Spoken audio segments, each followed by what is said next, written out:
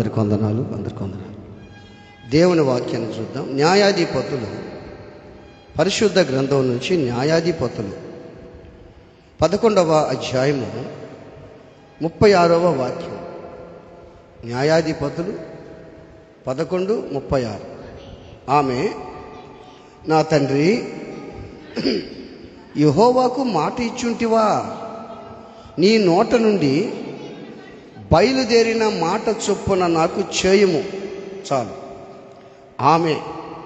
ఆమె ఎవరంటే యెఫ్తా కుమార్తె. యెఫ్తా కుమార్తె అన్నాడే కానీ పేరు మాత్రం ఆమె పేరు లేదు. చాలామందికి పేర్లు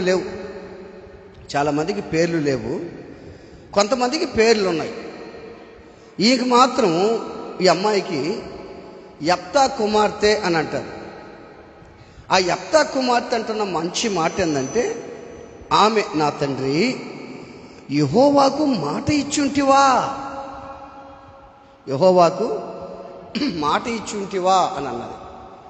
ఇప్పుడు సహజంగా నేను మా పాస్టమ్మ, మా కొడుకు పుట్టక ముందే దేవుడు నాకు నీ కొడుకు పుడతాడని చెప్పాడు. అప్పుడు నేనేం చెప్పానంటే, దేవునికి, నువ్వు నిశ్చయంగా నాకు కొడుకు ఇస్తావు కాబట్టి ఆమోస నామకరణం అప్పుడే చేశాం. ఆమోస నామకరణం పుట్టకముందే చేశాం. వాడిని దేవుడికే సమర్పించేశాం. సమర్పించిన తర్వాత వాడు పెరిగి పెద్ద ఇంటర్మీడియట్ అట్లా వస్తూ ఉన్నప్పుడు వాడు చెప్పాము, మేము, నువ్వెంత చదివినా ఏం చేయాలి? సేవ చేయాలి. మాకు ఉద్యోగాలు పడలేదు, నువ్వు మాకు ఉద్యోగాలు చేసి పెట్టాలని మాకు లేదు నాయనా. నేను మీ అమ్మ ఇద్దరం నేను సమర్పించేసాం దేవునికి. అందుకని నువ్వు మాకు ఉద్యోగాలు చేసి పెట్టబడలేదు, నువ్వు మా సేవ చేయాలని చెప్పాం. ఆ మాటను తీసుకున్నాడు. ఆ మాటను తీసుకొని దేవుని పరిచర్య చేస్తున్నాడు. మనందరికీ తెలుసు. ఇక్కడ యెఫ్తా కుమార్తె ఏమంటుంది? తండ్రి, యెహోవాకు మాట ఇచ్చావా? ఈ యెఫ్తాకి ఒకే ఒక కూతురు. గారాల పట్టిక అంటారు. మగ సంతానం లేదు, ఇంకా ఆడ సంతానం లేదు. ఒకే ఒక కూతురు. మగవాడు ఎవరు లేరు. ఇక ఒక్క కూతురుంటే లేదా ఒక్క కొడుకుంటే అది గారాబం ఎట్టుంటుంది? ఆ గారాబం? అబ్బా, ఎట్ట చూసుకుంటుంటామంటే, ఒక్క కొడుకు ఒక్క కూతుర్ని కింద పెడితే ఎట్టో, పైన పెడితే ఎట్టో అని అదే విధంగా ఎంత గారాబంగా చూసుకుంటుంటామో మనం కూడా మీ బిడ్డలు అంత గారాబంగా చూసుకుంటారు. అడిగిందల్లా ఇస్తారు వాళ్ళకి. మీరు ఈరమ్మా, అడిగిందల్లా ఇస్తారు. నా కూతురు అడిగింది, గారాబం. కూతురు అంటే గారాబం. కూతురు ఏడ్చినా, కూతురు కసిరినా గారాబమే. కూతురు తిట్టినా గారాబమే. కొడుకు కొట్టినా గారాబమే. కొడుకు లెక్క లేకుండా మాట్లాడిన గారాబమే. కారణం ఏం తెలుసా? గారాబంగా పెంచుకున్నారు వాళ్ళు. గారాబంగా పెంచారు. తల్లిదండ్రులు బిడ్డల్ని గారాబంగా పెంచారు, కానీ క్రీస్తులో గారాబంగా పెంచాల వాళ్ళు. మీరు చాలామంది ఒక ప్రశ్న వేసుకోండి.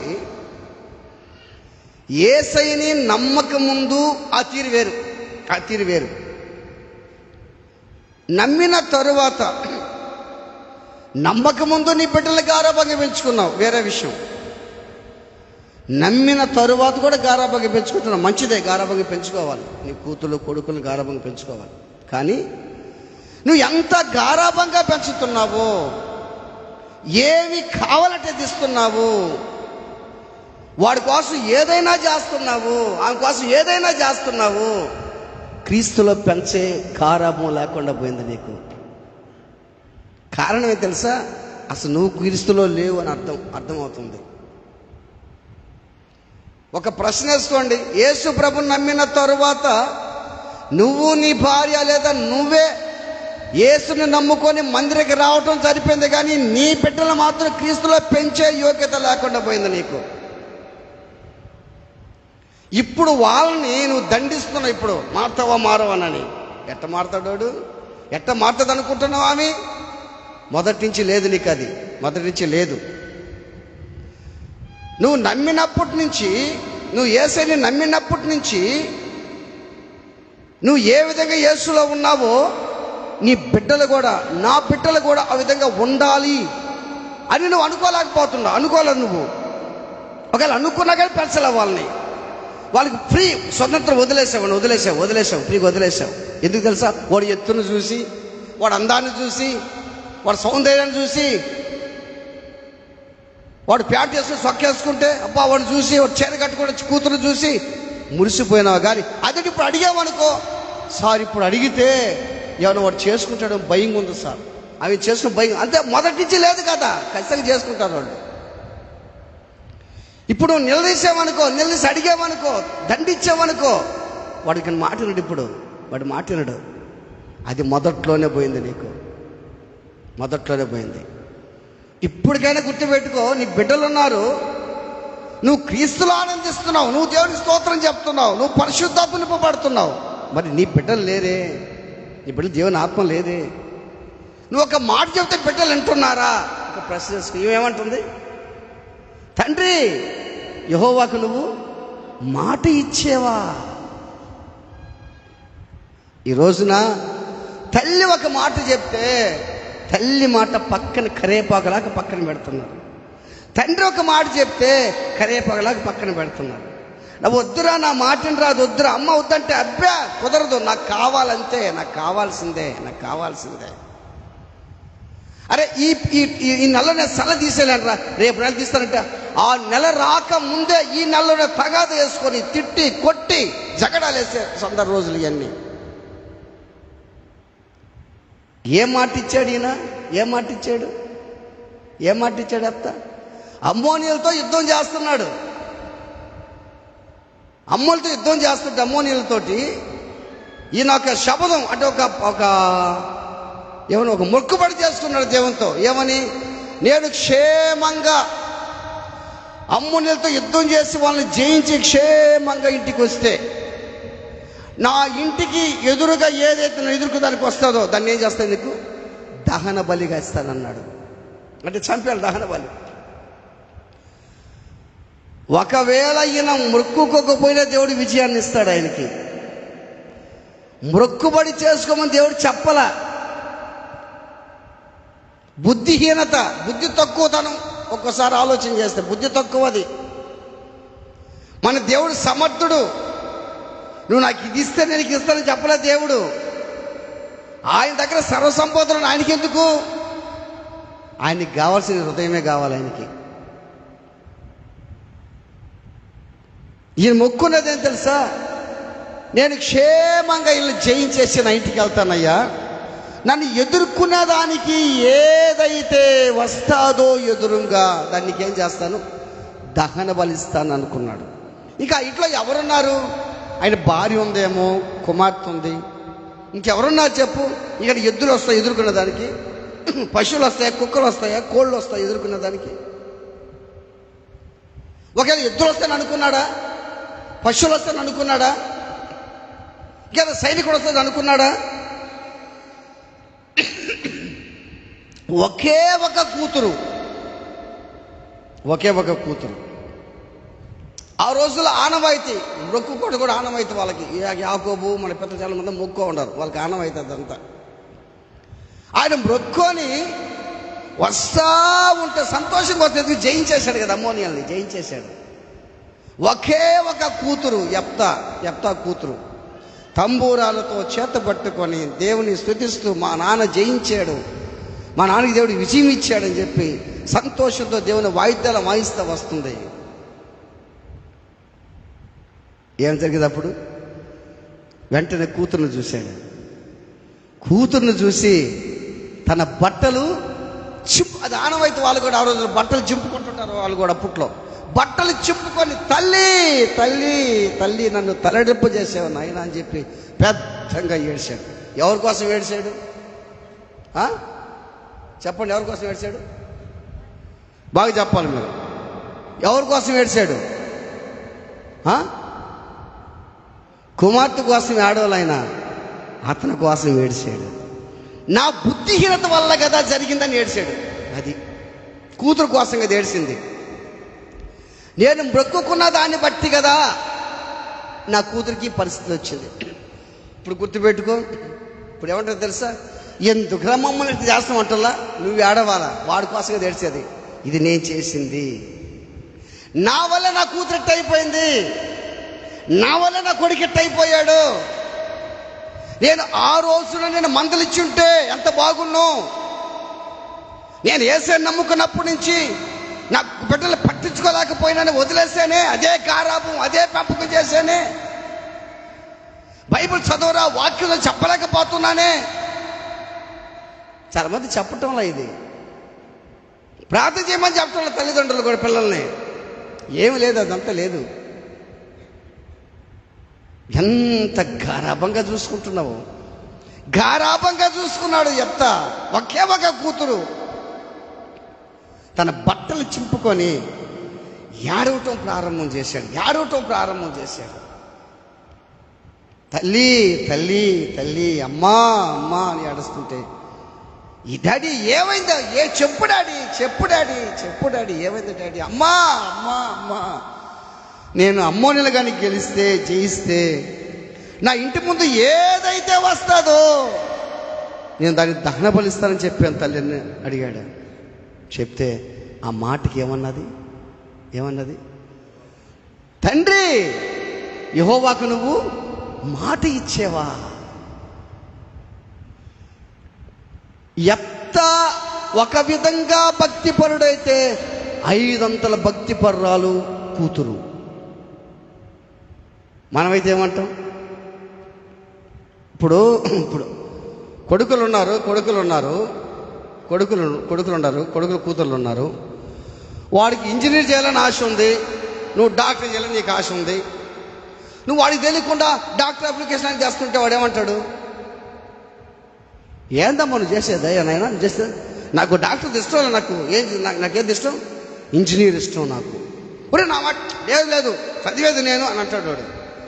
వాడికి ఇష్టం లేకుండా నువ్వు వాడిని డాక్టర్గా పెట్టి ఇంజనీర్గా పెట్టి నువ్వు ఇష్టం లేకుండా ఇచ్చేయరు అంటే ఎట్లుంటుంది? అది వాడికి ఇష్టం కదా. అంతేనా?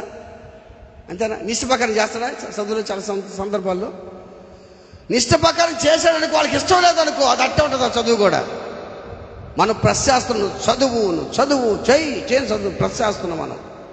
వాళ్ళు అనుకుంటారు అమ్మని కాదని లేక, నాన్న కాదని లేక, నాన్న కష్టం కాదని లేక, అమ్మ ప్రేమ కాదని లేక, అమ్మ గారాభం కాదని లేక ఎంత నలిగిపోతుంటారు. ఇక్కడ అసలు ఈ మొక్కుబడి అనేది ఆలోచన డేంజరస్ మొక్కుబడి. ఈ మొక్కుబడి అనేది గెలిస్తే ఏంది, బలిచ్చేసేది ఏంది? నువ్వు బలికి పడే దేవుడికి జయమీడా? దేవుడు జయమీయాలని దేవుడికి ఆశ ఉంది. అమ్మో నేను చెప్తా జయించాలని దేవుడికి ఆశ ఉంది. ఇస్రాయేలు దేవుడు జయమీయాలని దేవుడికి ఆశ ఉంది. అటువంటి ఆశ దేవునికి ఉంటే మళ్ళీ దేవుడికి నువ్వు చెప్పటం ఏంది? రేపు కానీ మాకు కానీ ఇది కానీ వస్తే మందిరంలో మేము ఈ విధంగా చేస్తాం. జరిగిందానికి అంటే బాగా గుర్తుపెట్టుకోండి, చిన్నవి కాదు నువ్వు చేసేది, చిన్నవి చేస్తావు. ఏం చేస్తావు? గుగ్గులు పెడతా, ఇంకా బొరుగులు పెడతా, అన్నం పెడతా, చక్కెర పెడతా, ఈ తర్వాత మొత్తం పెద్ద డిన్నర్ చేస్తా. నువ్వు మొక్కుకున్నా కానీ చాలా సందర్భాలు చేయలేవు. నువ్వు మొక్కుకున్నది చెల్లించాలంట, లేకపోతే మొక్కుకొన్న కుండుటయే మేలంట. ఇక్కడ యెఫ్తా చూడండి, ఇంతది మొక్కుకున్నా కానీ కూతుర్ని ఏమంటున్నాడు? అమ్మ నేను మొక్కుకున్నాను కానీ ఏం కదిలే దేవుడిని అడుగుతాలని అన్నాడా? అబ్బా అయ్యా నేను మొక్కుకున్నాను, అయ్యా నేను ఇచ్చేయాలయ్యా. ఒకే ఒక కూతురు నీకున్న ఒకే ఒక కూతురుని దేవుని చేతుల్లో పెట్టాయా? ఒకే ఒక కొడుకుని దేవుని చేతుల్లో పెట్టాయా? నువ్వు చేసిన మిస్టేక్ ఏంటంటే నువ్వు మారిన తర్వాత నీ బిడ్డలు క్రీస్తులో పెంచాల. అది నువ్వు చేసిన మిస్టేక్. ఈ రోజు కుమిలిపోతున్నావు నువ్వు. వాడు మాట వింటం లేదు, కొడుకు మాట కూతురు మాట కుమిలిపోతున్నావు. కారణం తప్పు నీది. నువ్వు ఏడవాలి. ఇప్పుడు ఎందుకు మమ్మల్ని ఏడుస్తున్నావు, ఏడిపిస్తున్నావు కాదు, నువ్వు ఏడవాలా. నువ్వు చేసిన తప్పు, నువ్వు చేసిన పాపం కోసం ఏడవాలా. యెఫ్తా తల్లడిల్లిపోయి చొక్కాలను చింపుకొని ఆడుస్తున్నాడు. చూడండి ఎంత బాధకరమైన విషయం అది.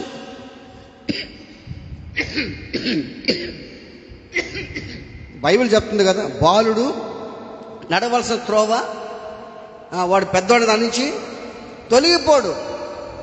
మొక్కై వంగునది మానై వంగునా, అంతే కదా. ఇప్పుడు సర్కస్ తెలుసు మీకు, చిన్న చిన్న సర్కస్ చేస్తారు. వాళ్ళు చిన్న బిడ్డలు తీసి ఇచ్చి అంటుంటారు బిడ్డల్ని. ఇప్పుడు వాళ్ళు అడిగిపోతారు అనిపిస్తుంది. వాళ్ళు ఇట్టంటారు అట్టంటారు ఎగడతారు. చిన్నప్పటి నుంచే ట్రైనింగ్ వాళ్ళకి, చిన్నప్పటి నుంచే ట్రైనింగ్. ఇప్పుడు నన్ను ఇరిస్తే పట్టపట్టి ఇరిగిపోతాను నన్ను. సార్ నేను కూడా ఎక్కాలంటే నాకు తెలిసాడు అనుకో, పట్ట మొత్తం ఇరిగిపోతాయి నాకు, నీకు కానీ. వాళ్ళకి చిన్నప్పటి నుంచే ట్రైనింగ్. నువ్వు చిన్నప్పటి నుంచి బిడ్డలకి ట్రైనింగ్ వెళ్ళా నువ్వు. అందుకని మన కుటుంబం ఇరిగిపోతుంది. ఇప్పుడు మన కుటుంబం ఇబ్బంది పడుతుంది ఈరోజు. చిన్నప్పటి నుంచి ట్రైనింగ్ ఇలా బిడ్డలకి. మొక్కై వంగునది మానై వంగునా. నువ్వు మొక్కగా ఉన్నప్పుడు అన్నీ చేయలే, నువ్వు బిడ్డలు పట్టించుకోలేదు.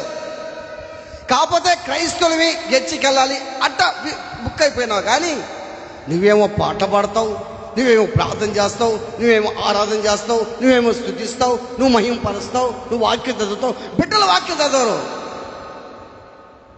బిడ్డలు ప్రార్థన చేయరు. విలియం ఎడ్వర్డ్ గారు, నిన్న ఒక సాక్ష్యం చెప్తే విన్నాను. ఎడ్వర్డ్ గారు వాళ్ళ అత్తగారు వాళ్ళ అత్తగారు ఉంటే, వాళ్ళ అత్తగారంట రోజుకి 30 అధ్యాయాలు చదువుతుందంట. రోజుకి ఎన్ని?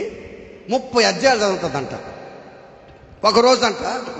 ఒకరోజు బాగలేదంట, ఆమెకి బాగలేకపోతే ఆ రోజంట 33 అధ్యాయాలు చదివిందంట. 33. వాళ్ళ కూతురు అడిగిందంట ఆయన భార్య, ఎందుకమ్మా 33 చదివామంటే, అమ్మా యెషయా గ్రంథం పూర్తి అయిపోతుంది చదివానమ్మా అన్నదంట. అంటే యెషయా గ్రంథం పూర్తి అయ్యేదానికి 33 అధ్యాయాలు ఉన్నాయి. బైబిల్ పెట్టిందంట, ఉన్నట్టు బాగలేకుండా వచ్చిందంట. బాగలేకుండా వస్తే హాస్పిటల్కి ఫోన్ చేశారంట. ఈయన ఎడ్వర్డ్ గారు, ఆయన పాస్టర్ కదా, ఇంకొక పాస్టర్కి ఫోన్ చేశాడంట. అయ్యా మా అత్తగారు కొంచెం ప్రార్థన చేయండి. ఆయన ప్రార్థన చేసిన తర్వాత పిలిచాడంట. ఫోన్లోనే పక్కన అన్నాడంట, మీ అత్త చనిపోద్దా ఇంకా, మీ అత్త దగ్గరికి 2 దేవదూతలు వస్తారు, 2 దేవదూతలు వస్తున్నారని చెప్పాడంట. ఆ ఫోను మాట్లాడి లోపలికి అత్త చచ్చిపోయిందంట. అంటే చూడండి, అంటే నీ బిడ్డలకి నువ్వు వాక్యం చదివేది, ప్రార్థన చేసేది నువ్వు నేర్పిస్తున్నావు. ఈరోజు నాకు గుర్తుపెట్టుకో, ఏమి నేర్పిస్తున్నావు బిడ్డలకి? ఒరే చర్చికి రా అంటున్నావు, కానీ వాడికి చదువు వచ్చా? చదువు రాదా? సరే చదువు రాదు, ఒరే ప్రార్థన చేయరా, ప్రార్థన చేసుకోరా, భక్తి ఉండాలిరా. అది ఇప్పుడు చెప్తున్నావు నువ్వు. చర్చిలో వాక్యం బాగింది, ఇప్పుడు పోయి చెప్తావు. వాడేమంటే ఫుల్ అంటున్నాడు అన్నమాట. అంటే మాట్లాడు, ఇప్పుడు మాట్లాడు. మొదటి నుంచి అది పోయింది నీలో. తప్పు నీది, నువ్వు ఏడవాలి. ఇప్పుడు నేను చెప్పాను కదా కాలేబ్ నాకు ఫోన్ చేసిపోతాను, అంతా మాట్లాడుతున్నాడు. చాలాసేపు మాట్లాడి అన్నా ఎట్ట ప్రేమించానన్న వాడిని నేను, ఎట్ట ప్రేమించాను తెలుసా వాడిని? బండి కావాలంటే బండి తీసి ఇచ్చానన్న వాడికి. ఒరే చిన్న బండి తీసుకుంటే పెద్దది కావాలంటే వాడు పెద్ద బండి తీసిచ్చానన్న వాడికి. అన్నా నా ఫోన్ పోయిందన్నా, నా ఫోన్ పోయింది. నాకు ఫోన్ కాబట్టి వాడికి ఫోన్ తీచ్చాను, 1000 రూపాయలు పెట్టి ఫోన్ తీచ్చానన్న. ఏమి కావాలంటే చేశానన్న వాడికి. నేను వాడికి సకలం సరిపోయి, నేను నాకు బట్టలు లేకపోయినా పండగలకి వాళ్ళకి, నా భార్యకి బట్టలు తీసిచ్చి నేను అట్టే ఉన్నానన్న. వాడికి ఏది కావాలో అది చేశాను. అన్న ఇంకో విషయం నీకు చెప్తున్నాను అన్న, వాడు మాట్లాడాడు అన్నాడు. అట్టే ఉండారు ఇప్పుడు బిడ్డలు అట్టే ఉండారు. కూతురు మాట వింటాం వల్ల ఇది వద్దంటే అదే కావాలి కూతురికి. కొడుకు మాట వింటంలే, ఇదొద్దట అదే కావాలి వాడికి. కొడుకు మాట వింటంలే. తల్లిదండ్రులు బిడ్డలకి చెప్పే పొజిషన్ పోయింది ఈ రోజుల్లో, పోయింది. వాళ్ళు చెప్తున్నారు వీళ్ళకి, వాళ్ళు చెప్తున్నారు వీళ్ళకి. చిన్నప్పుడు చంటి పెట్టుకున్నప్పుడు నీ తల్లి నిన్నట్ట హక్కుని చేర్చుకొని పాలిస్తా ఆడబెట్టి నేను చిన్న పెద్ద చేసి, నువ్వు చిన్న పొరపాటు చేస్తే నేను కొట్టేదే లేదా తల్లిదండ్రులు కొట్టరా? ఇప్పుడు దెబ్బలు కొట్టేది, సెంటర్ చేసేది బిడ్డల్ని. అటు చేస్తే ఇప్పుడు ఈ రోజు జరిగిన విషయం తెలుసా? బిడ్డలు శాసిస్తున్నారు. నోరు మూసుకో, ఊరు నమ్మని. అమ్మో నీకేం తెలియదు గమ్ముగుండు అంటే అది తెలియక కన్నది నిన్ను. అయ్యా నువ్వు గమ్ముగుండు, అయ్యా ఊరు నాయన్ని, నువ్వు గమ్ముగుండు, నీకేం తెలియదు గమ్ముగుండు. అమ్మ నీకు తెలియదు గమ్ముగుండు. బిడ్డలు అంటే నీకేం తెలియదు, నీకు అసలు ఇంకే తెలియలేదు, ఇంకా తెలియలేకుండా కన్నదా నిన్ను, తెలియలేకుండా పెంచిందా నిన్ను. ఎట్ట మారిపోయిందంటే చూడండి దేవుని బిడ్డలారా. బిడ్డలు తల్లిదండ్రులు శాసిస్తున్నారు ఈ రోజున. ఆ ఫ్రెండ్స్ని తీసుకొచ్చాంట, పాపం ఫ్రెండ్స్ని తీసుకొచ్చి అది ప్రకారంగా చెప్పారంట. ముందనే ఫోన్ చేసింది వాళ్ళ అవ్వ నాకు, సార్ అది ప్రకారంగా చెప్పాను సార్, రే మీరు ఇక్కడే ఉండి ఇక్కడే తింటా ఇక్కడే ఉన్నాండ్రి, ఆడికి బాబాకండ్రా అని చెప్పిందంట. ఆడికి బాబాకండ్రా అంటే పాము అన్నారంట. అది కూడా ఎందుకో చెప్పిందంట, రే సముద్ర బాధలు పాబాకండి కూడా అన్నదంట. సముద్ర బాధలు పాబాకంట అబ్బా పావన్నారంట. ఆ కాలేబ్ అంటాడు, ఏడస్తా అంటాడు, ఫోన్ చేసి మాట్లాడతాడు, అన్నా నాకు వాడు అబద్ధం చెప్పాడన్నా, నాకు అబద్ధం చెప్పాడన్నా. ఏం చెప్పాడు కాలేబ్? ఒక్క మాట కానీ నాకు నేను సముద్రానికి పోతా నాయనా అని కానీ నింటే నేనే పోయి నిలబడి పక్కన మునిగిచ్చుండేవాడినా, నేను పక్కన ఉండేవాడినా, నేను పక్కన నిలబడుకునేవాడినా. వాడు కొంత తెలివిగా ఉంటాడు, చాలా ఇష్టం నాకు వాడు అంటే. బాగా గుర్తుపెట్టుకుని దేవుని బిడ్డలారా. కారణం ఎవరు తప్పుది? అది ఎవరు తప్పది? తండ్రి తప్పది. తండ్రి దేవుని నమ్ముకొని బిడ్డల్ని పెంచలా క్రీస్తులో పెంచలా బిడ్డల్ని. తండ్రి ఎప్పుడో ఒకసారి డమ్ డమ్ డమ్ డమ్ గాలివాణి కొడితే ఇలాంటి మన స్త్రీ పురుషుల్లో గాలివాణి, ఈ గాలి తూర్పు గాలి పడమర గాలి, అప్పుడు వచ్చేస్తారు గరగర చర్చకు వచ్చేస్తారు. బిడ్డలు మాత్రం మీరు తిరగలేరు నాయనా, మీరు గరగర తిరగొద్దునా, మీరు ఇంట్లో మమ్మల్ని తిప్పండి అని చెప్పి వాళ్ళ ఇంట్లో పెడతారు. వాళ్ళు వీళ్ళు మాత్రం గరగర తిరిగితే చర్చకు వస్తారు, అంతే పోతారు. బిడ్డలు లేకుండా ఇక్కడ వాళ్ళు రానిరు, వాళ్ళు ఇంట్లో ఉండాలా, ఇంట్లో టీవీ చూసుకుంటుండాలా, ఇంట్లో ఫోన్ చూసుకుంటుండాలా, ఇంట్లో ఇంకేమంటే చేస్తుండాలా. జరిగే పరిస్థితి ఇదే జరుగుతుంది. ప్రాబ్లం ప్రజల పరిస్థితి ఎట్లా ఉంది ఇప్పుడు. అసలు చర్చకు వచ్చేది, బిడ్డలు మాత్రం ఎప్పుడు కూడా చర్చలు చూడాల. ఆదిరాపురం పోయినా కానీ ఆడ కూడా చూడాల వాళ్ళని. అతను చూస్తుండేది పిల్లకాయలు ఎప్పుడు చూడాలని చర్చలో. నీ పిల్లకాయలని ఇప్పటి నుంచే నువ్వు కేర్ తీసుకోలేదనుకో, గుర్తుపెట్టుకో. ఎందుకో చెప్తున్నా ఈ మాట నేను. నీ బిడ్డల కేర్ తీసుకోవాలి ఇప్పుడే నువ్వు. వాళ్ళ కోసం బాగా ప్రార్థన చేయి, దగ్గరికి తీసుకో, మంచి మాటలు చెప్పు వాళ్ళకి.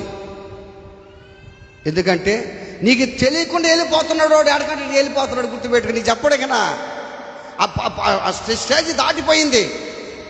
ఇప్పుడు ఇంట్లోనే ఉన్నాడు, నెల్లుకేది కొని చెప్పడాడు, వాడు బండి వేసుకొని వెళ్ళిపోతా ఉంటాడు, అటు తిరుగుతూ ఉంటాడు. నీకు చెప్పడానికి నీకు చెప్పడు. సముద్రం కొని చెప్పడానికి స్టేజ్ దాటిపోద్ది. నష్టపోయేది మనం, ఏడ్చేది మనం, బాధపడేది మనం.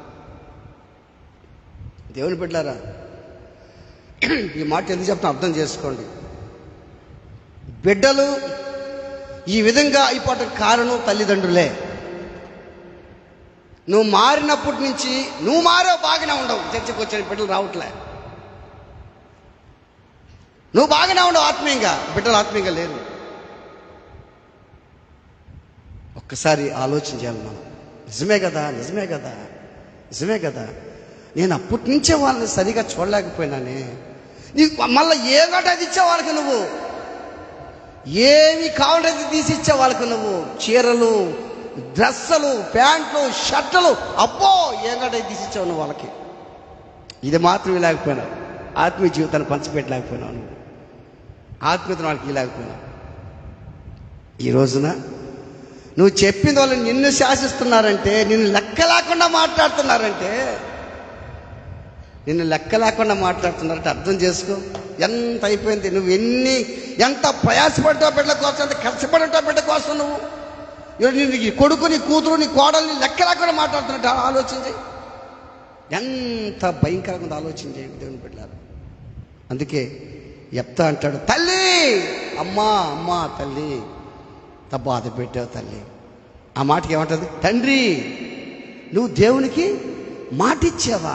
అయ్యో తండ్రి, నువ్వు మాట ప్రకారం చేయి తండ్రి. విషయం ఏం తెలుసా? ఇజ్రాయెల్ దేశంలో ఘోరమైన అవమానం ఏంటంటే, పెళ్ళి కాలేదంటే అవమానం అంట. ఇజ్రాయెల్ దేశం ఘోరమైన అవమానం. పెళ్ళి కాలేదు, బిడ్డలు లేకపోతే అవమానం. అటు వాళ్ళకి వంశం లేదు ఇంకా, అంతే కదా. ఇక యెఫ్తాకి ఒకే కూతురు, కొడుకు లేడు కదా, ఒకే కూతురు. ఆ కూతురులోంచి ఎవరు వంశావళి రావాలి కదా. ఇంకా కూతురు ఏమైనా మొక్కున్నాడు, దహన బలి ఇస్తాను మొక్కున్నాడు. కూతురని కాదు, నా ఇంటికి ఎదురుగా నాకు ఏ వస్తువు దహన బలి ఇస్తాను అన్నాడు. అవివేకంగా మొక్కున్నాడు. కానీ బైబిల్ ప్రకారం, పండితుల ప్రకారం, డిక్షనరీల ప్రకారం చూస్తే ఆమెను బలి ఇవ్వలేదు, అటు వదిలేసాడు. అంటే అర్థమైంది, పెళ్ళి లేదు, ఏం లేదు ఇంకా. అంటే యెఫ్తాకి వంశావళే పిల్లలే లేరు ఇంకంతే. యెఫ్తా ఒక్కడంతే, కూతురు ఒక్కటంతే. అది ఒక అవమానమైన కార్యం అంట ఆ రోజుల్లో. దేవుడు నరబలి కోరాడో గుర్తుపెట్టుకో. ఇస్సాకుని దహన బలి ఇమ్మన్నాడు, కోరాడా దేవుడు? కోరాడా? టెస్టింగ్ అన్నమాట, టెస్టింగ్. అది టెస్టింగ్, ఇది మొక్కుకోవటం. అది టెస్టింగ్, ఇది మొక్కుకోవటం. నేను ఎవరు మొక్కోమన్నారు ఆలోచించి. చాలామంది మొక్కుంటుంటా, నేను ఆ దేవునికి మొక్కున్నాను, నీ హృదయం మొక్కుబడలే. 500 మొక్కున్నాను, 600 మొక్కున్నాను, 100 రూపాయలు మొక్కున్నాను. ఇక పలానాకు ప్రార్థన చేస్తే బాగేందంటే 100 రూపాయలు మొక్కున్నాను. ఇక లే, ఆమె దేవునిలో లేకనా, దేవునిలో ఉండేది లేకనా. యెఫ్తా కూతురు ఎంత మంచి మనసు అమ్మాయిది, అంతే కదా. దీన్ని బట్టి అర్థం ఏంటంటే, తండ్రి మాట జవదాటని కూతురు అని అర్థం.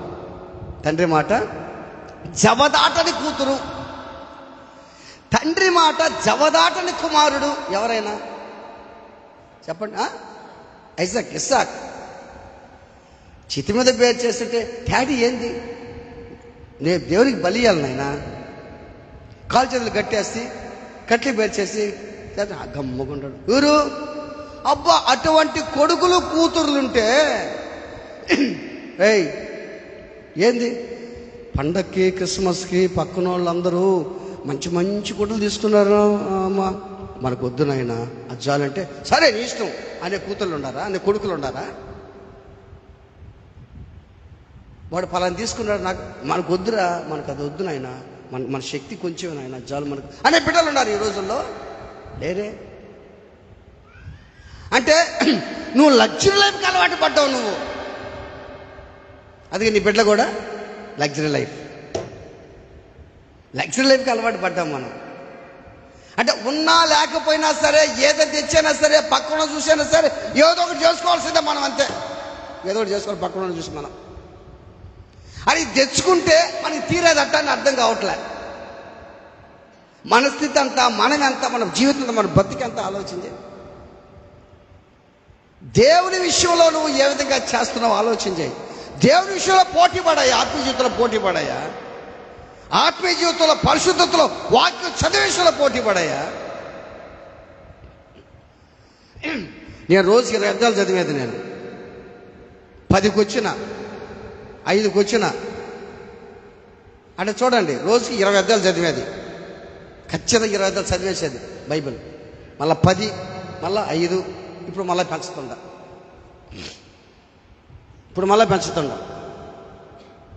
ప్రార్థన నా టార్గెట్ అదే తెలుసా, నా టార్గెట్ ప్రార్థన తెలుసా, 4 hours అంటే అంత 4 గంటలు మినిమం, 4 hours మ్యాక్సిమం 5-6. మరి ఎట్లా చేస్తున్నాను, దేనికోసం చేస్తున్నాను? నా కోసం చేసుకోను. ఎప్పుడు కూడా గుర్తుపెట్టుకోండి, దేవుని సముఖంలో చెప్తున్నాను, నాకు ఇది కావాలా, నాకు అది కావాలా. నేను చేసేది ఏంటంటే ప్రార్థన, ఒకవేళ ప్రభువా చర్చి పైన కట్టాలనుకుంటున్నావు, నీకు ఇష్టమైతే కట్టించు. ఒకటి. తర్వాత అయ్యా మేము 3 అరదల కోసం ప్రార్థన చేస్తున్నాం, నూతన ఆత్మలు తీసుకోరా. 2, నన్ను సేవలో వాడుకుంటాను అన్నావు కదయ్యా, నా దగ్గర 1,00,000 మందిని మారుస్తాను అన్నావు కదా, నన్ను ఎప్పుడు వాడుకుంటావు. అది. తర్వాత ఈ గ్రామం మోపు ఊరు కోసం, తర్వాత విశ్వాసుల కోసం, దేశం రాష్ట్రం కోసం ఈ చేస్తాను. కానీ నాకు కారు కావాలా, బస్సు కావాలా, నాకు అది కావాలా, అది చెయ్యి. నేను ప్రభా కారు ఇస్తాను, నీకు ఇష్టమైతే ఇయ్యి, అంతే. ఆయన బలవంతం చేయను, నేను బలవంతం చేయను. దీన్ని బలవంతం చేస్తాను, నీ ఆత్మతో నింపబడాలి, దీన్ని బలవంతం చేస్తాను. నేను అభిషేకించబడాలి, నేను అభిషేకించబడాలి, ఈ బలవంతం చేస్తాను. కానీ ఏమి తిందుమో, ఏమి త్రాగుదమో, ఏమి ధరించుకుందామో అని మీ వస్త్రాన్ని గూర్చి, దేహం గూర్చి నువ్వు ఆశపడొద్దు. అవన్నీ నీకు కావాలని దేవుడికి తెలుసు అంట. మొదట ఆయన నీతిని, రాజ్యాన్ని వెతుకు, పరిశుద్ధాత్మను అడుగు. ఇప్పుడు ఊరికనే నువ్వు నిన్ను పిలిచి నేను ఊరికనే నిన్ను ఏం పెట్టున్నావు బాగుండా, ఇప్పుడు ఊరికనే నేను మొన్న ఇటు జరిగింది, మొన్న పలానా నాకు నిత్యంగా ఒక 70,000 రూపాయలు కావాలి నాకు అని ఊరికే రోజు చెప్తుంటే ఎట్లుంటుంది నీకు?